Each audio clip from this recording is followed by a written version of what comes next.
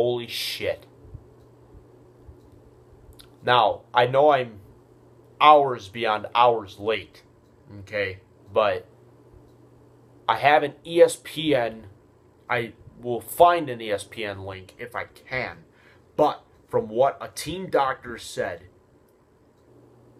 they have confirmed it that Packers Pro Bowl wide receiver Jordy Nelson has a torn ACL, and he's done for the season. Unbelievable. Jordy Nelson is another one among those elite wide receivers that is going to miss the remainder of the season because of a season-ending tear within his ankle or his knee or his whatever. In this case, for a wide receiver, it's a torn ACL, and he's done for the season.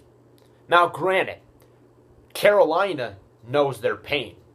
Carolina, who saw Kelvin Benjamin have a season-ending injury because of the same instant he had a torn ACL, he's also done for the year. I'll leave both those links in the description. You can check those out and read the full article. But it is continuing, okay? It is these elite players suffering season-ending injuries is what is going to end preseason games. Okay?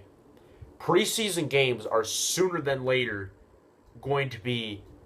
It's going to be a very highly topicked debate. Okay? And a lot of players and a lot of owners and, the NFLPA agrees that, all these great players, they want to play just a little bit in the preseason because they haven't played in, 6 months they haven't played. And one little tweak in the knee or one little tweak in the ankle and boom, season's over. But I could see their point. I could see fans' frustration. And I understand Green Bay Packers fans, what you're feeling. Because last year, Sean Lee had a torn ACL. He was our best defensive player, and I still think he is. He's just got to stay healthy. But I understand your feeling, Packers fans, that preseason games, without a doubt, should be banned. And it's just like, and this isn't just in football. This is, baseball and basketball. I mean, basketball, you see it all the time.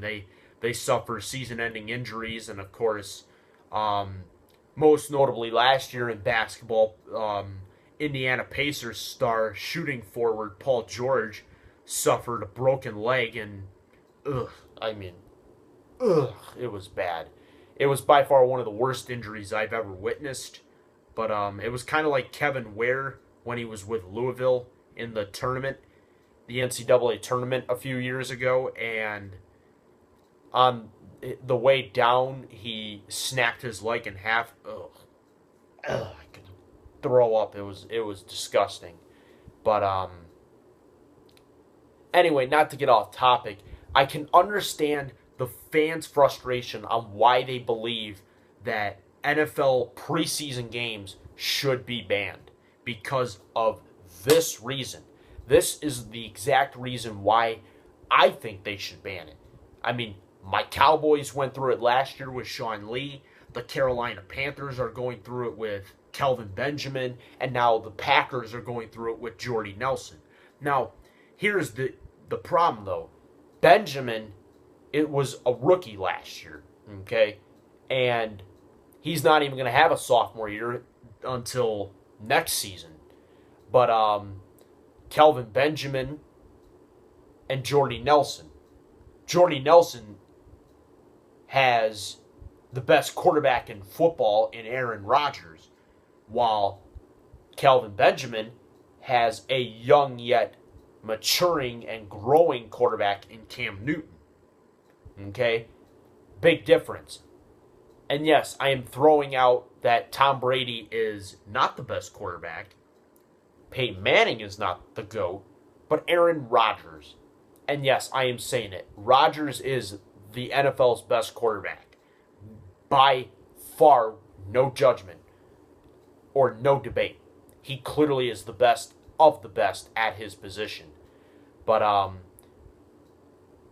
I mean, obviously now with Nelson's injury, it means that Randall Cobb, who was a slot receiver a year ago, will have to come out of the slot and he'll have to go into the starting spot with a like a two wide receiver set. He's going to have to be one of the main target guys. Devontae Adams, who was a rookie last year, he's going to have to step up. And then I don't know who else they have. I truly don't know outside of Jordy Nelson and Randall Cobb. And I just fucking said his name. Devontae Adams. I know they have Richard Rodgers, their tight end.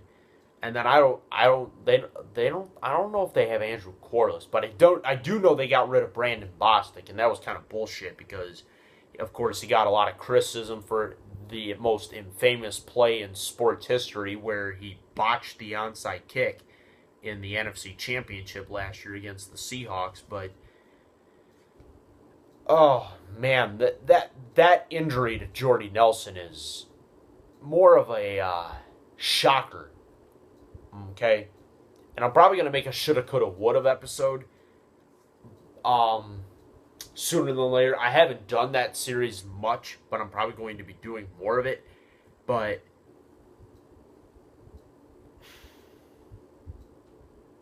Jordy Nelson, this guy can rack up numbers, and now he's not even gonna rack up one single yard in the at least in the regular season.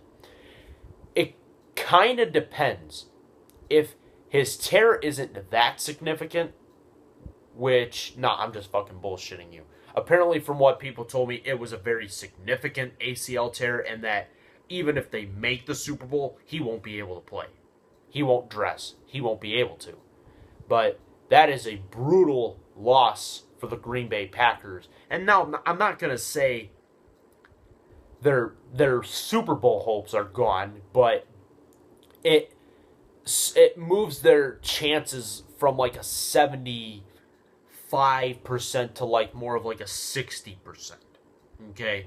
And I think Dallas has an argument in there. I think the Seahawks, of course, as always, will make an argument. But yeah, I mean, this was a brutal loss for the Packers to lose a great receiver that I really like in Jordy Nelson. But all I can say from a Cowboys fan perspective, Jordy, and I hope Jordy and the Nelson family knows that I'm keeping him in my thoughts and prayers, and I hope for him to have a speedy recovery. And that goes as well as Kelvin Benjamin and all those other significant players and all those other players that have suffered season-ending injuries already. Please get better. But until then, I will see you guys in the next video. Thank you all for watching. Keep it cool, keep it classy. I love every single one of you. Leave comments in the comment section, as always, on what your thoughts and feelings are about Jordy Nelson's season-ending injury. And maybe, just maybe, I might comment back to you on some of them. But until the next video, I'm out. Take it easy, everybody.